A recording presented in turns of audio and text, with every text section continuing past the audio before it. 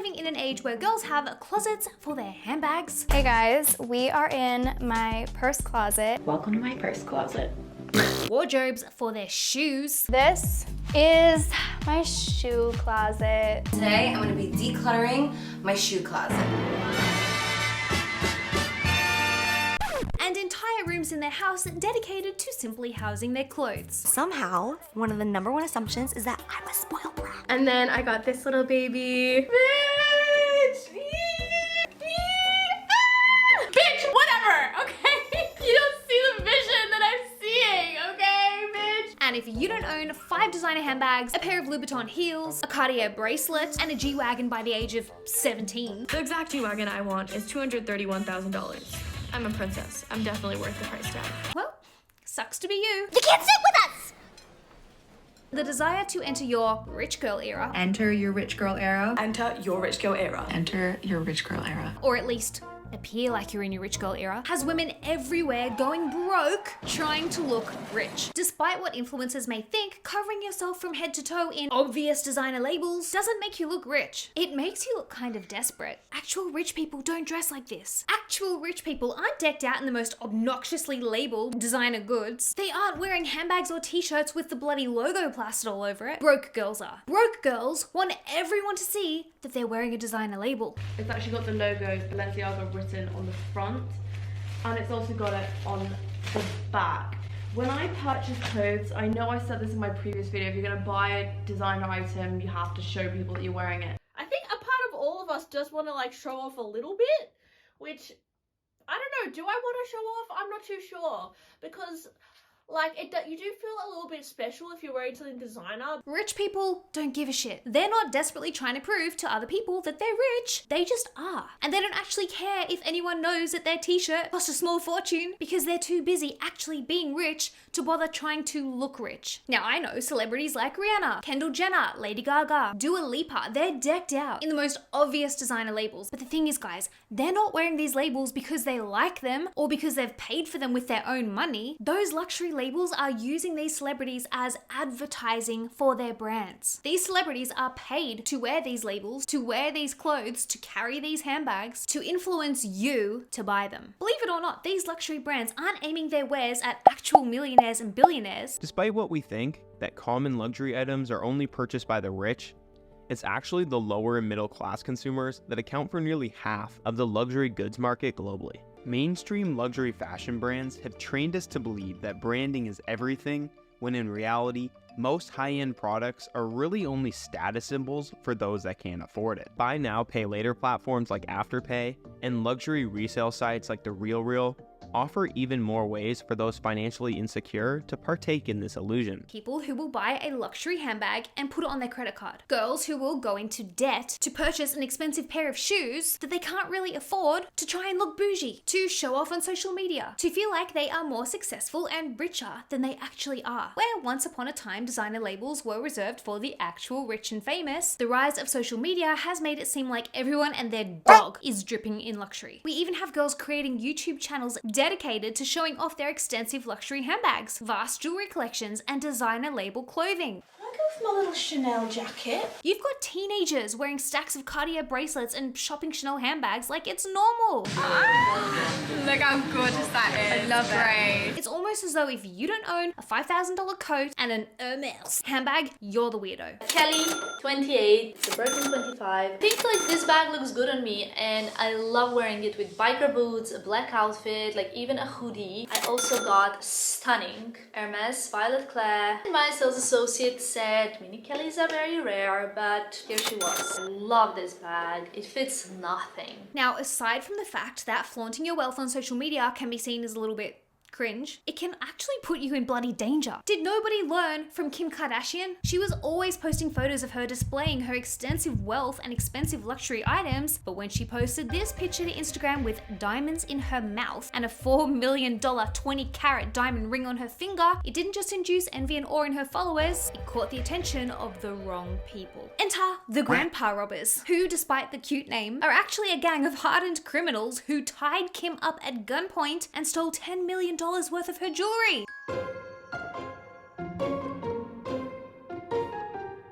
But then he tied me up with handcuffs, and then zip ties, and then duct tape. And then duct tape my mouth and my eyes.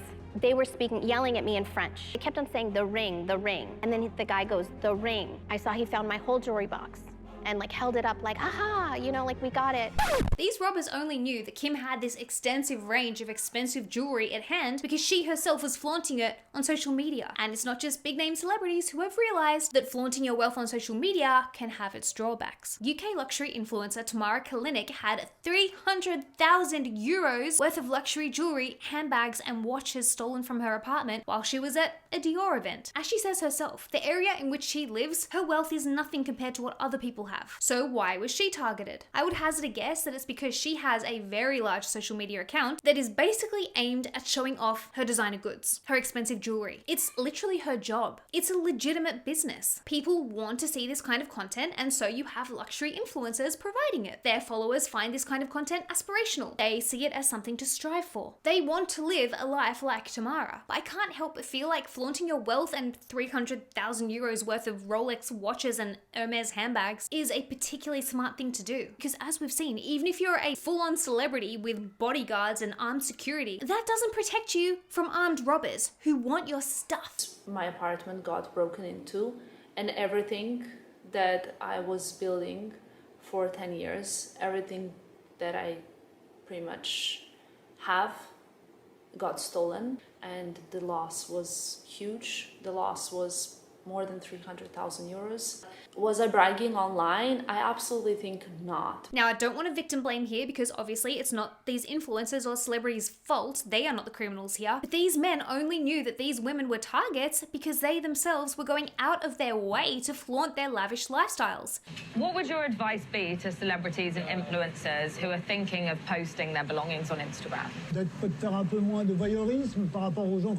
There's a reason why Melinda Gates isn't going around wearing Gucci jumpers and putting up selfies with the sole aim of showing off her expensive objects. But your local influencer is. Melinda doesn't need to convince people that she is rich, whereas your average influencer needs to convince people that she is living an enviable, successful, luxurious lifestyle, because that is literally how she maintains her career. Now, you might be wondering how on earth a luxury influencer possibly can make money by spending money on ridiculously expensive things. I'll let you in on a little secret. It's called affiliate marketing. You know the little links that us internet folk put in our description boxes under YouTube videos? If somebody clicks on the link and purchases through the link, we earn a kickback. It's usually a very small percentage. And if it's something like a foundation or mascara, you'll be lucky to make like $1 if someone buys through your link. But if somebody is purchasing a designer handbag or a Louis Vuitton purse through your link, you can literally make $1,000 in commission from doing nothing but posting about this luxurious item. One of your followers see it, they get influenced, they want to buy it, they buy it through your link, cha-ching!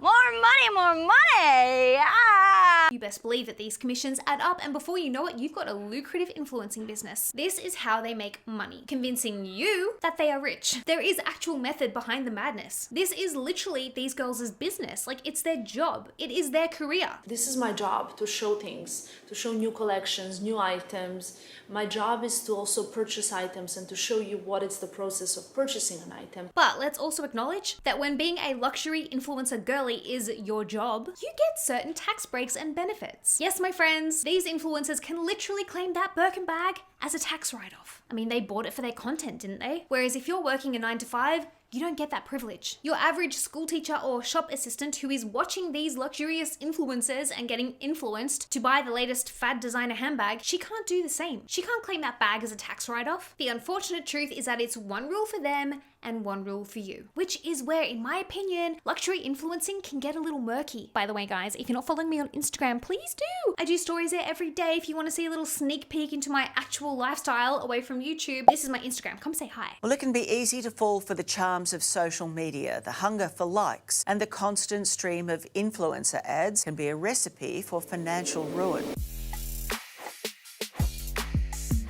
There was a new lipstick or a new handbag or a new Chanel fragrance, I had to have it. Mum of two Angela Jean spent a lot of time on social media following her divorce. Every day she'd be bombarded by images of what everyone else had. I enjoyed watching fashion bloggers wearing certain outfits, and you know, it's just so easy to click on whatever they're wearing, up comes the price. It takes you straight to the website, and then from the website, if you like it, you're buying it. It was like an immediate satisfaction. That feeling didn't stick around, but the debt did, all $60,000 of it. It's sad that we have to look at other public figures and think, I wish I had their life, but their life isn't real, and their life comes at a cost, and they're influencers for a reason. They're influencing us to buy things that we don't need. And if you want to delve into the world of luxury influencing even further, you will realize that the majority of these luxury designer items that these influencers purchase end up getting returned to the store for a refund or credit note, so that the influencer can get her money back and keep purchasing designer items to keep showing you in the hopes that you will purchase, and thus keep their career going. I'm following this influencer, and in her stories, I think she made a Q&A. And someone asked, how do you fund all of the new clothes and all of the new bags? And I mean, she was honest, points for that. But she just said that just like 70 to 80% of the stuff that she buys it with the purpose of returning them. So she just orders it, tries them on, takes photos, and then returns. And that's like her business model in a way, because obviously she's making money as a full-time influencer. I was triggered. She's making money of people buying the clothes that she's suggesting, but she's not gonna keep herself. There are a lot of fashion and lifestyle influencers who buy products and return them. In fact, a 2018 study found that 1 in 10 UK shoppers bought clothes only to take photos of it for social media, and then they would return it. And over the years, there's been a lot more reporting of fashion influencers who do these like clothing hauls, but they actually can't afford most of the clothes they're buying, so they return it. But they create this illusion of the lifestyle they can afford and the clothes that they wear, but it's largely fabricated. So whilst you're wondering how on earth influencers can afford the latest trendy handbag every month and judging yourself and your income because you can't, they can't either. They're buying it, unboxing it, photographing it, flaunting it on their socials, and then returning it to get their money back because they can't afford it either. But you as a viewer, you don't know that. As far as you're concerned, she is neatly storing away all these designer items in a handbag wardrobe. It's not the case. Trini sparked a bit of a debate last week after posting a video online where she seemed to condone keeping the labels on clothes so that she could return them after she'd already worn them. I wouldn't go to somewhere like Primark or H&M, buy something like a pair of leggings and then take them back. It's usually things... second-hand leggings. I hope not. It's usually things I can't afford. It's usually nice dresses. You just said it. It's usually things I can't afford to keep. Seems that the rate of clothing return is on a steep rise, and it's all because of Instagram.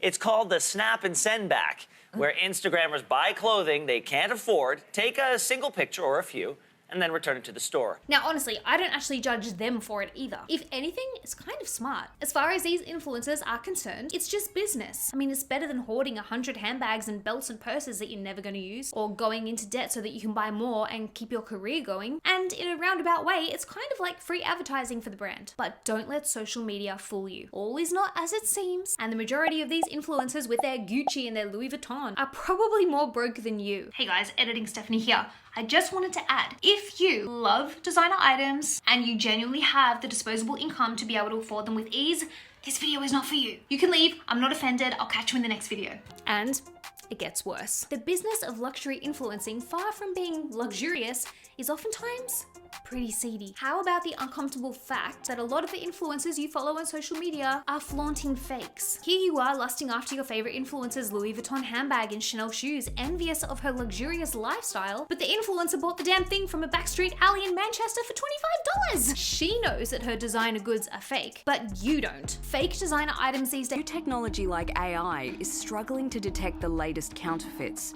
Authenticator Jane Thompson from Blue Spinach says counterfeit products are becoming increasingly hard to detect. How good are these fakes getting? Really good. Now I know some of you are going to be sat there watching this video like Steph, like, Who cares if they're fakes? What's the big deal? What's it to us if someone wants to make a living as an influencer with fake handbags? Like, live and let live, right? Well, what if I told you that the counterfeit designer industry is actually a cover for organized crime gangs? And the profits from selling these fake designer items and luxury goods is funding everything from terrorism to drug rings. Would it be a problem then? What makes this even worse is that some of these luxury fakes cost almost as much as the real thing. This huge mall in Indonesia's capital is a temple to counterfeit goods. All the brands are here. While the high-end watch knockoffs cost more than $1,000, it's the rise of the super fake handbags that are really driving business. So this one's 15 million rupiah, yeah? 1,500 Australian dollars. And there you can see all the Chanel bags they offer on their website. They have pages and pages of them there. So this came in a beautiful box. Beautiful box. It is the Chanel Classic Flap. It is in the 25 centimeter. Look at that. I'm gonna be using this fall for sure. Also came with this card as well with papers in it.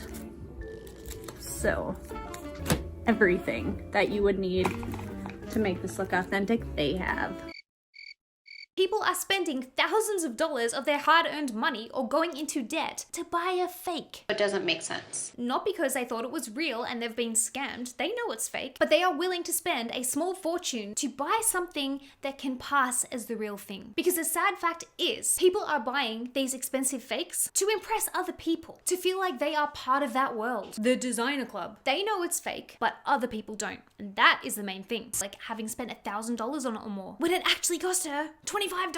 One of the popular things that people are sort of wearing out. That Prada nylon bag. Yeah. Everyone had that at one point. Because if you or someone you know is purchasing and wearing fake designer items, for the love of God, stop them. A major problem here is that these fake designer items can be toxic as hell. When you're buying a real designer luxury item, it should be well made in a reputable factory with quality materials. When you're buying counterfeit, you don't know where it's made, what chemicals have been used in the process that can seriously affect your health. I'm talking lead, arsenic, cadmium. These are toxic chemicals that can cause all sorts of diseases. And if they're having that effect on you, the consumer, what effect is working in the factory that produces these items having on the poor workers who are likely experiencing negative health impacts themselves? Making these counterfeit products, but being paid an absolute pittance for the privilege. Counterfeits and fakes have one goal in mind, and that is to make the most amount of money with the least expenditure possible. And that is a huge problem for you, for the environment, and for the workers. No, we've got a problem when people even feel the need to dress their children and babies in designer gear. I mean, look at this mum who is addicted to buying her toddler designer handbags and dresses because she's convinced that it makes her toddler feel more confident. Of a wardrobe is designer. I only do this because she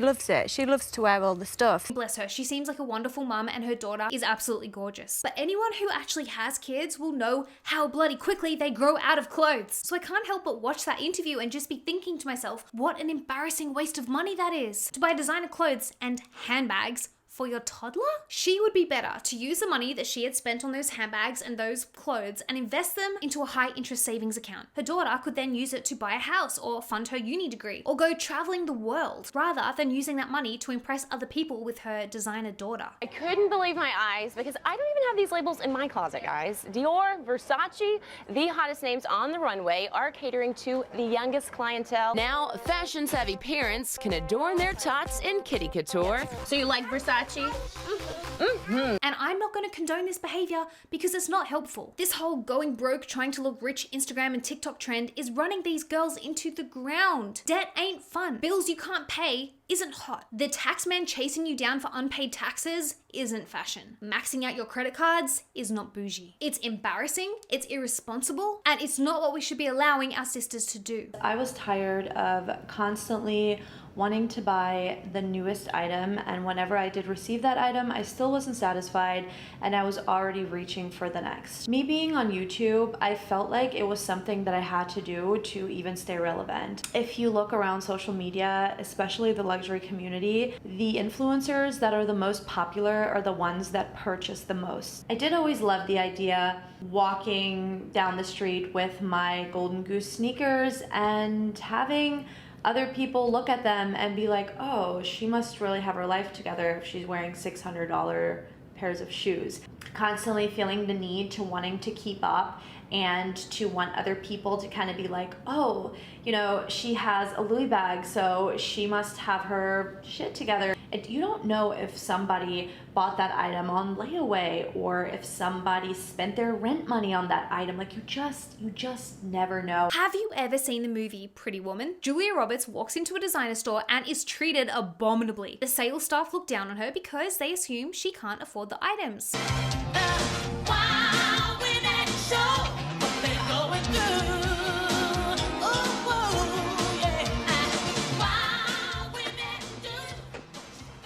May I help you?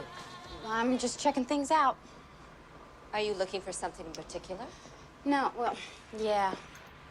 Something conservative. Yes. You got nice stuff. Thank you. How much is this? I don't think this would fit you.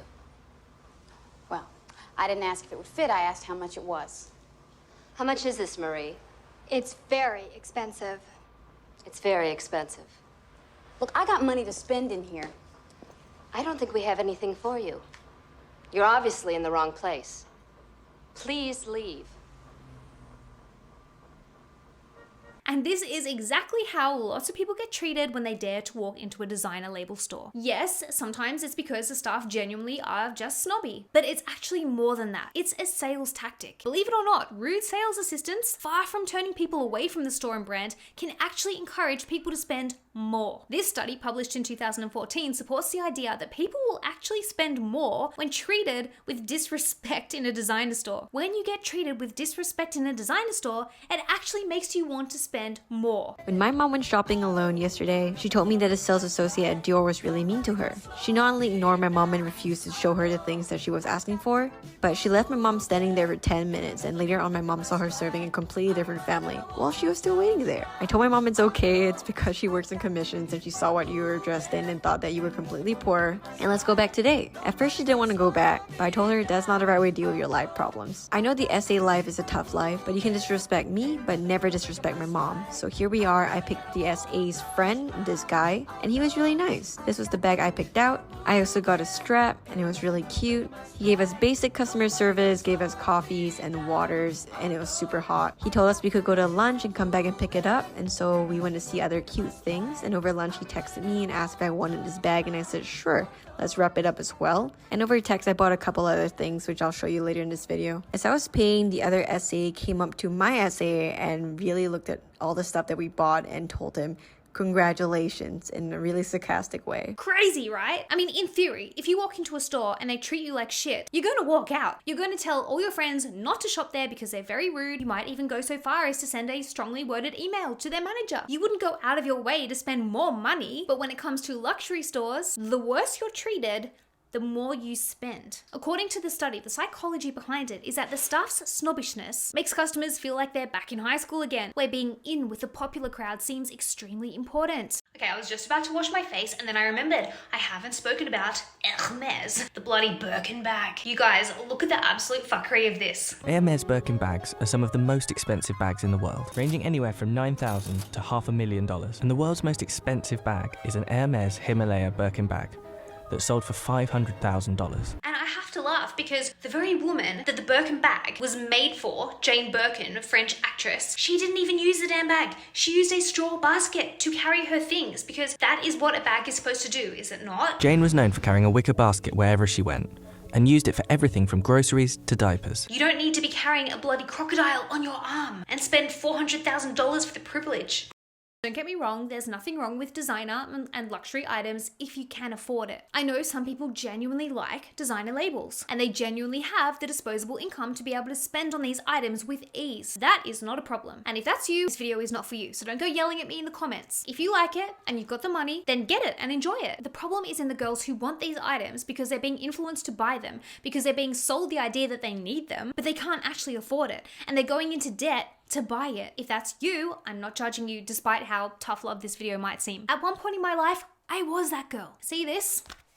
This is a bloody Louis Vuitton organizer that I bought a few years ago. Do I use it? No. I use the bloody free calendar on my laptop. This just sits on my desk gathering dust. I also bought this wallet, which was around $1,000, and this handbag was about $3,000 if I remember correctly. I speak from experience, guys, in this video because I fell head over ass into the designer trap. It was circa 2016, 2018. All the girls were flaunting their latest Chanel, Louis Vuitton, and I felt like I needed that too. The reason I ended up with that handbag is because I was flying to Italy for a cosmetics trade show and I didn't want to turn up with my scuffed old handbag. In my head, I thought that if I turned up at this trade show carrying a designer handbag, the business people there would take me more seriously. They would respect me. It would make me look more important. So I bought the damn thing. Now, to be fair, I still use it to this very day because it's very big and it fits a lot of things in it, but I feel bad for younger Stephanie. I spent huge amounts of money on these items, not because I actually liked them. Like, to be honest, they're not even really my style. I bought them because of the social status attached to them. Now, thankfully, I didn't go into debt to buy them, but it was definitely money that I could have used better